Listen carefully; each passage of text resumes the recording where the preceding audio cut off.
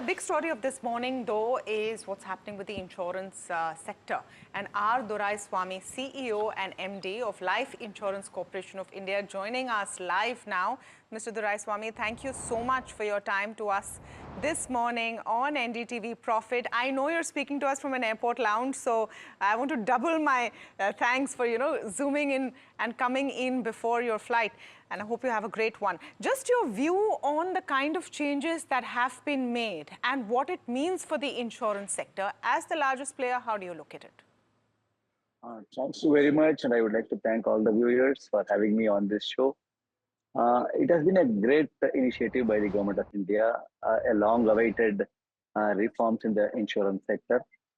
We have been expecting this for quite some time, and I think the government has made a very fantastic move in bringing in the regulation, this bill, which will amend the provisions of Insurance Act, LIC Act, as well as the IRDI Act.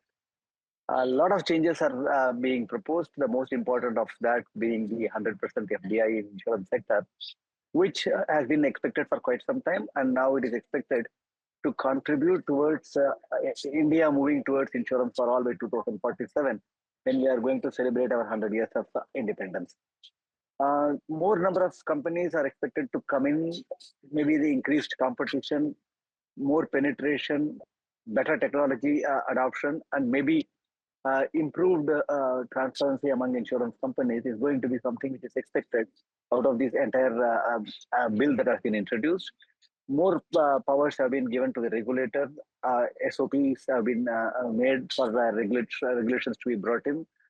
We are also looking at the reduction in the net worth requirements of foreign reinsurance companies entering India. There has been a great requirement of more reinsurance support for insurance to go deeper and the penetration to improve.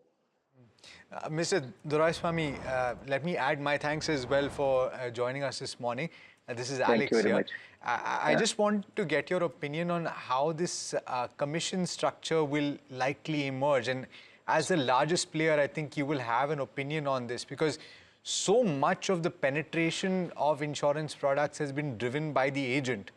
And if that commission structure is changed, then what shape do you anticipate that will take? Because the sticking point is the front loading of commissions, not necessarily the amount of it. So do you see that taking place first, the change to make it more uniform over the course of the life of the product? Thank you, Alex. Actually, India had a previous experience of a regulation on insurance commissions. It was very much part of the regulations till a few years back, when the IRDA came up with a change of removing the cap on insurance commissions, but bringing it under the overall expenses of the management regulation. And the companies were given the liberty to structure their own commission rates, their own R&R, whatever benefits that they would like to pass on to the intermediaries, but within the overall UIM limits that are prescribed for the company.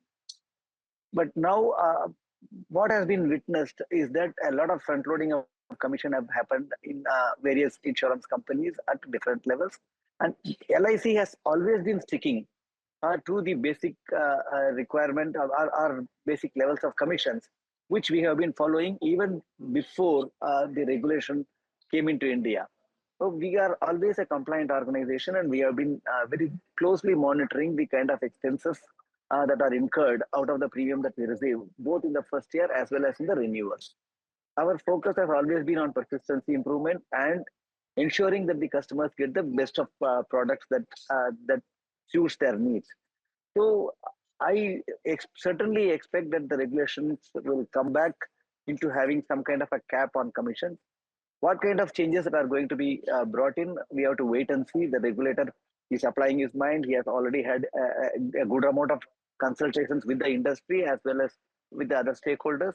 I'm sure that the regulator will come up with something really, really good in the interest of the customers at large and the industry to provide the kind of services so that we move towards improved penetration as well as reaching to every insurable person in the country. And of course, these things will take their time, I would think. But directionally, as I understand it, in conversations that we've had with you in the past and with spokespeople at LIC, the intention is to increase the quantum of term, that is pure protection that you're selling. For your company as well, this is relatively small. It could be so much larger. So directionally, do you think that all of what we've heard in the bill and now that it becomes a law will accelerate that? And directionally, where do you think term will emerge in the near to medium term for LIC as a percentage of the whole? No, the country has been witnessing changes in the way insurance is being bought. Insurance has always been thought of as a diversification to the portfolio of savings and investments. There was a period when life insurance used to be the primary savings. From that, people moved on to other forms of savings with keeping insurance as a part of their diversified portfolio. But what is happening today is that the young population feels more of taking term and saving the rest in higher interest yielding or higher return providing instruments. And that is what is also being suggested by many of the influencers and the social media and so on and so forth. So LIC has also been moving towards that. The proportion of term in our overall portfolio has not been very big, but we have been having a very clear focus with a good number of products having been launched, both completely on the technical side with the complete digital products, as well as those which can be bought through intermediaries. Our focus will be to increase the term, but we also look at the potential that is available in the form of ULIPs. So we are combining term insurance with ULIPs so that they get the best of both worlds. A very high term insurance protection that is a very important need for the current generation, along with their savings getting into a good amount, a good return. And if the person continues with the policy for the full term, we also make the entire term insurance premium refunded to him, making the term insurance free of cost. So we have been focusing on this, and the term insurance as a part of our portfolio is certainly expected to increase in the near term itself. Yeah. Mr. Doraiswamy, sir, this is Neeraj Shah here, and just wanted to debate that point in slight more detail. One, despite the efforts and despite various schools of thought putting this out, that it's better to have protection separate and investment separate, term insurance hasn't quite picked up in as meaningful a way as it would be in some other geographies, I presume. So is there more that needs to be done to penetrate term per se, term insurance per se? Because let protection be protection, let investments be done in a separate fashion.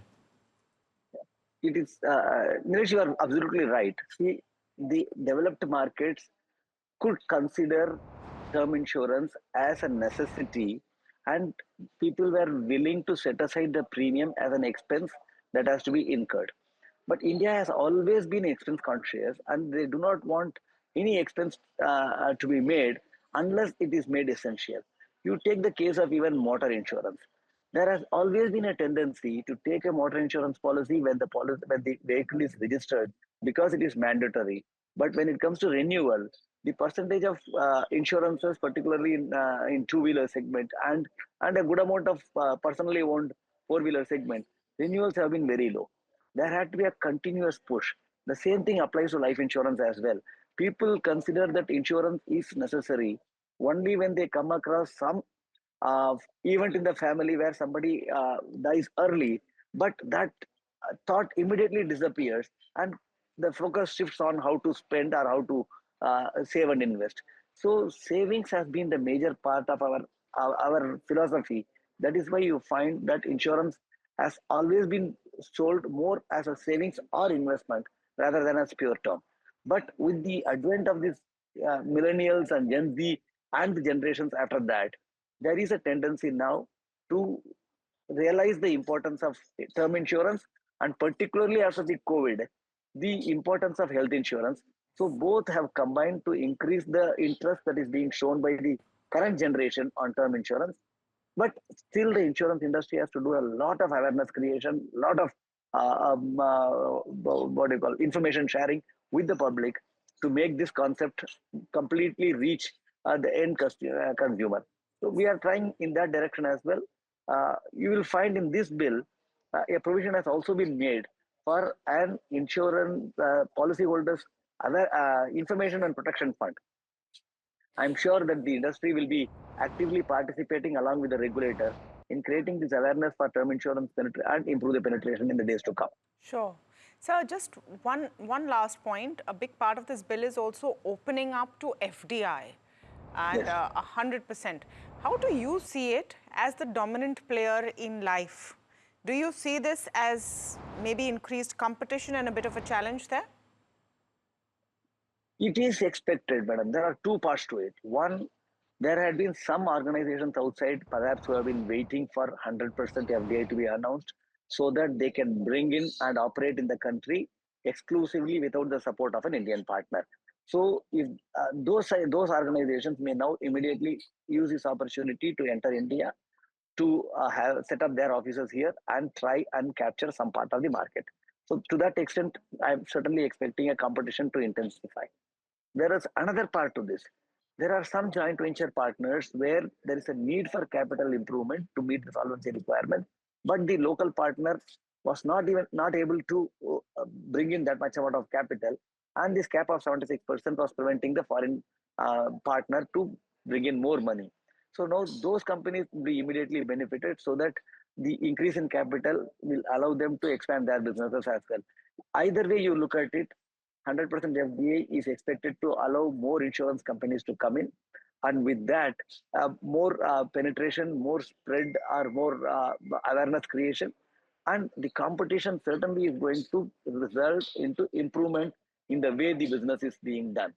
So the ease of doing business, better customer service, better customer perception, and ultimately claim settlement ratios, all these things are expected to improve with the competition increasing, which this 100% FDI will be a trigger. That's what I look at it. He is ready for the LIC, competition.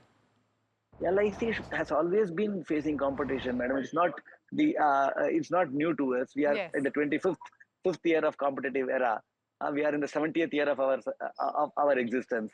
We have been facing competition, and till now, touch wood, we are able to build up on our brand image, and by virtue of which, and the geographical reach that we have, we are able to maintain above 60% market share till today, and we are confident that we can improve our activities and see that we maintain this kind of a leadership even after this 100% FDI comes in. We'll have to work hard. We'll have to make some changes. We are in the path of transformation. I'm sure we'll be meeting the competition head on. Okay, big statement there. Thank you so much, Mr. R. Doraiswamy, Chief of LIC, Thank you very much. saying we're ready to meet the competition head on. Safe travels and have a great flight.